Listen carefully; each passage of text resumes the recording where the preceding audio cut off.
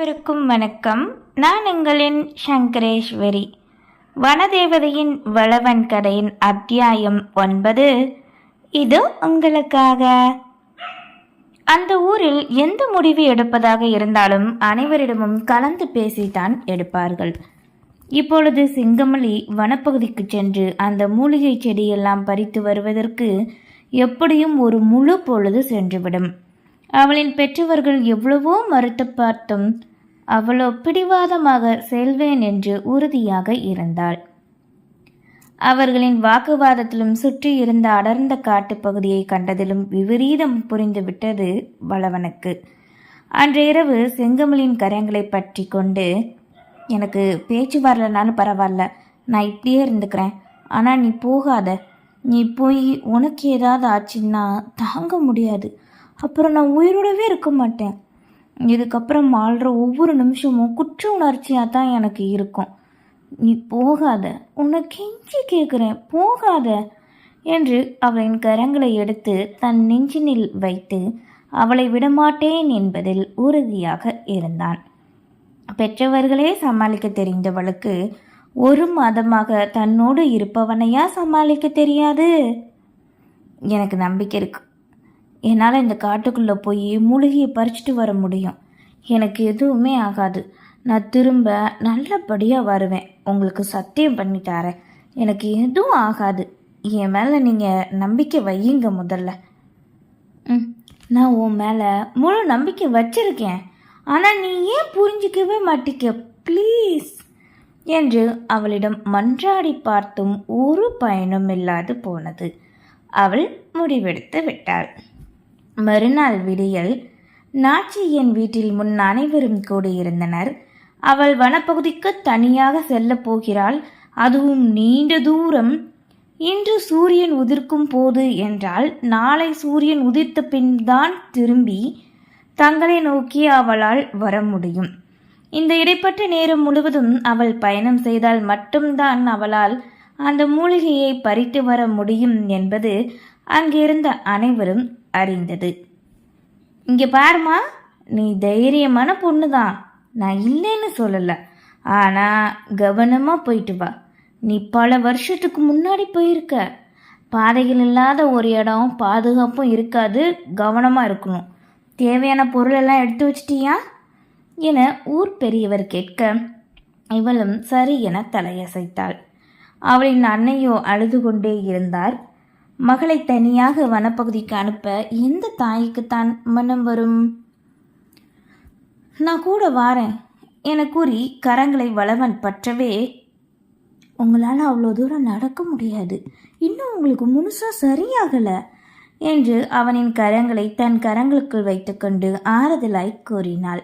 அவர்களின் அந்த செய்கையிலும் பேசும் பேச்சு, வார்த்தை, அந்த அன்பின் மொழி, மற்றவர்களும் அதனை கண்டவாறு தான் இருந்தனர். நான் திரும்ப கண்டிப்பாக இங்கே வருவேன், உங்கள் எல்லாரையுமே பார்ப்பேன் என வளவனிடம் கூறிய அதையே தான் தன் இனத்தவரிடம் கூறிவிட்டு அங்கிருந்து சென்றாள். கமுதிக்கோ உள்ளம் எரிந்து கொண்டிருந்தது. அவனுக்காக உயிரை கூட இவள் விட துணிந்து விட்டாள் என்பதை அவனால் ஏற்கக்கூட முடியவில்லை. ஆம், என்னதான் நம்பிக்கையாக அவள் கூறினாலும் உறுதியாக அவள் இங்கு திரும்ப வருவாள் என்பதை கூற முடியாதல்லவா? அவளுக்கு மட்டும் ஏதாவது ஆகட்டும், இவனுக்கு இருக்கு என்று அங்கே அவள் செல்வதை கண்டவாறு நின்ற வளவனை பார்த்துத்தான் நினைத்து கொண்டான் கமுதி. பயமின்றி செங்கமலி உறுதியோடு அங்கிருந்து சென்று மறைந்துவிட தன்னை அறியாத விழிநீர் சிந்த நின்றிருந்தான் வளவன். அவன் திரும்ப வரும் வரை அவனின் பார்வை அந்த திசையில்தான் நிலைத்தே இருந்தது. அவள் சென்றுவிட்ட இந்த நொடி பொழுதுகள் எல்லாம் வளவனுக்கு இதயத்துடிப்பே இல்லை என்று தான் சொல்ல வேண்டும். உருவாய் உணவு கூட அவனுக்கு இறங்கவில்லை. தனக்காக அவள் இவ்வளவு செய்கையில் அவளுக்காக தன் உயிரை கொடுக்க கூட வளவன் தயாராகத்தான் இருந்தான். தம்பி, நீ கவலைப்படாத, சாப்பிடுப்பா, சாப்பிடலன்னா எப்படி உன்னோட உடம்ப நீ தேத்துவ என்று நாச்சியன் கேட்கவே அவரிடம் மீண்டும் மீண்டும் செங்கமலியை பற்றி தான் கேட்டுக்கொண்டே இருந்தான். தன் மகளை நினைத்து இவன் தவிக்கும் தவிப்பு அவரை என்னவோ செய்தது. அவர் வளவனையும் சரி கமுதியையும் சரி ஒப்பிட்டு பார்த்தார். கமுதி வழக்கம் போல்தான் சுற்றி வந்து கொண்டிருந்தான். ஒரு நொடி கூட சிங்கமொழி காட்டுப்பகுதிக்கு சென்றிருக்கிறாளே என அவளை நினைத்து அவன் கவலைப்படவில்லை. ஆனால் வளவனோ இப்பொழுது நன்றாக இருந்திருந்தால் அவளோடு இவன் சென்றிருப்பான் என்பது உறுதியான ஒன்று. ஒரு வழியாக ஆதவன் மறைந்துவிட அந்த இரவு மழையோ அப்படி பெய்தது.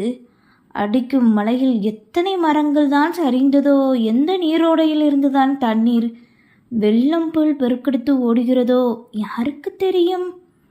இன்று வேணுமென்றே அந்த இயற்கை சதி செய்தது என்றுதான் சொல்ல வேண்டும். அந்த இரவு பொழுது நாச்சியின் குடும்பத்திற்கு வேதனையாக இரவாகத்தான் இருந்தது.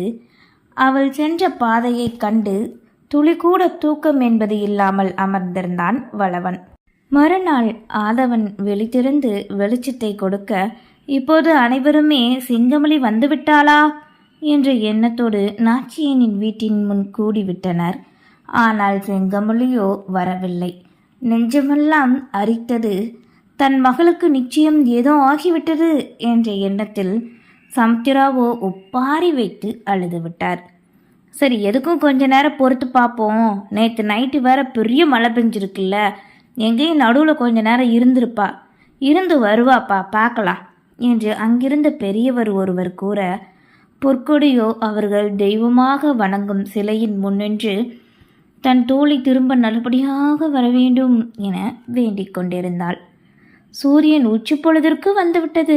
சிங்கமொழி வராது போக இதற்கு மேல் முடியாது என நினைத்த கமுதியோ வேகமாய் வந்து வளவனை போட்டு அடித்தான்.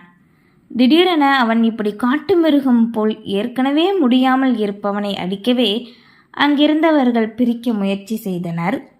டேய் விடுடா விடு, எதுக்கு இப்போ அந்த பையனை போட்டு அடிக்கிற? எல்லாத்துக்கும் காரணம் இவன் தான். இப்போ செங்கமொழி வீட்டுக்கு வரலனா அவளுக்கு ஏதோ ஆட்சி அப்படின்னு தானே அர்த்தம். இவனுக்கு பேச்சு வந்தா என்ன, வராட்டி என்ன? இவனால தான் இப்போ அவள் உயிருக்கே ஆபத்தாக போயிட்டு. டேய், உன்னை சும்மாவே விட மாட்டேன்டா நான் என்க அங்கிருந்தவர்கள் பிரிக்க முயற்சி செய்தாலும் அவர்களால் முடியவில்லை. அந்த அளவுக்கு சீற்றமோடு வளவனை போட்டு தாக்கி கொண்டிருந்தான்.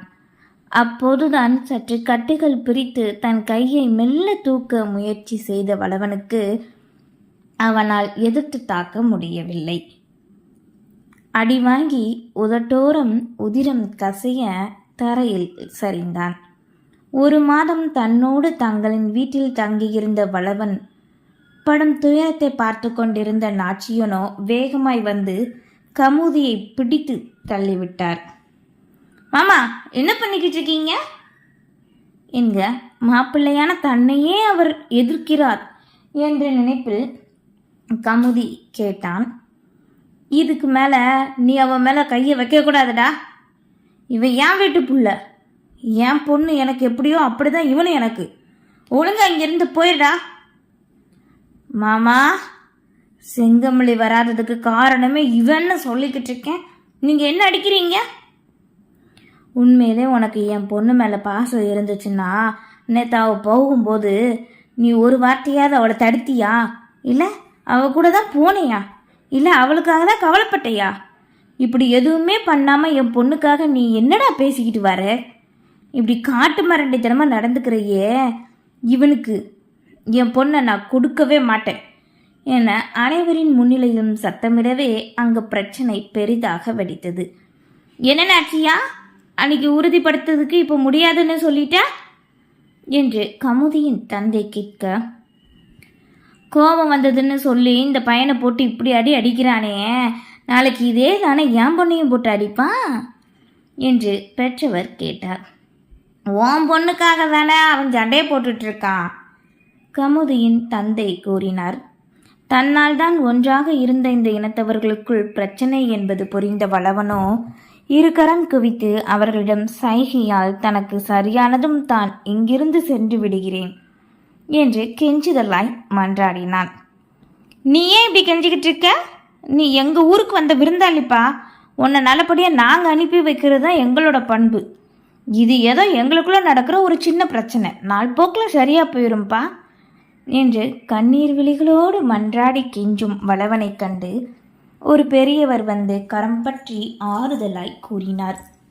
இவர்களின் இந்த வாக்குவாதம் இங்கு நடந்து கொண்டிருந்த அதே நேரத்தில் அங்கு வந்து சேர்ந்தாள் செங்கமலி.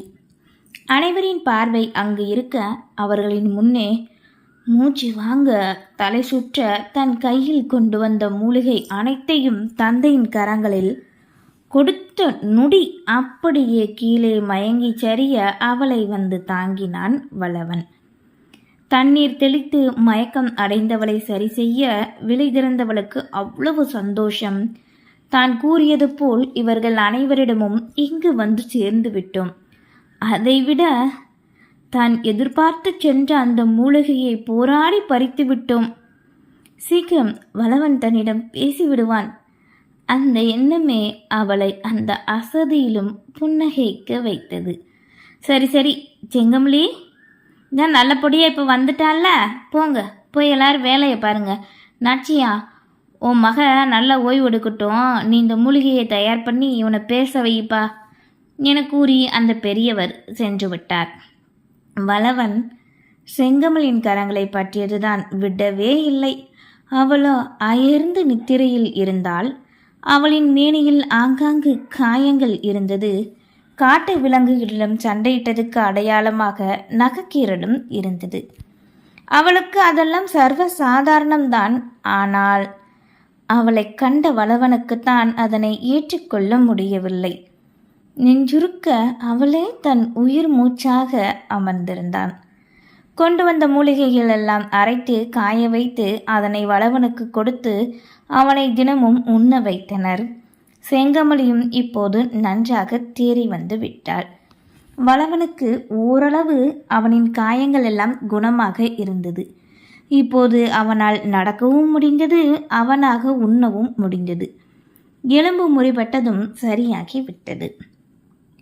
துஷ்டனை கண்டால் தூர விலகு என்பது போல்தான் கமுதியை கண்டாலே செங்கமலி மட்டுமல்லாது அவனின் குடும்பத்தாரே விலகி சென்றார்கள். கமுதிக்கு அப்போதுதான் தன் தவறு புரிந்தது, தான் அதிகம் கோபப்பட்டு விட்டோம் என்று. தனக்கு பேச்சும் கேட்கும் திறனும் செயல்படாமல் போன அந்த நொடியில் இருந்து இந்த நாள் வரை ஒரு நாள் கூட பேச கேட்க வேண்டும் என்றெல்லாம் வளவனின் மனம் நினைக்கவில்லை. ஆனால் இப்பொழுது நினைத்தது, செங்கமலியின் குரலை கேட்க வேண்டும், அவளோடு மணிக்கணக்காக பேச வேண்டும், தனக்காக அவள் எவ்வளவு கஷ்டப்பட்டாள் அந்த வனப்பகுதிக்குள் என்பதையெல்லாம் தான் கேட்க வேண்டும். அதனாலே தனக்கு பேச்சு திறனும் கேட்கும் திறனும் வேண்டும் என்று நினைத்தான். ஒரு வாரம் கடந்த நிலையில் அவனை பேச வைக்க இவர்கள் எவ்வளவோ முயற்சி செய்து பார்த்தனர். அவனும் தன் நாக்கினை அசைத்து வாய் திறந்து உச்சரிக்க முயற்சி செய்ய மெல்ல மெல்ல அவன் பேசுவது ஓரளவு இவர்களுக்கு புரியும்படி செய்தது. அதிலே எளிதாக தெரிந்துவிட்டது, தான் கொடுக்கும் மருந்தின் வீரியம் அவனுக்கு வேலை செய்கிறது என்று. இன்னும் சில நாட்களில் அவன் முழுவதுமாக பேசிவிடுவான் என்ற நம்பிக்கையில் செங்கமலியோ ஆவலோடு காத்திருந்தாள்.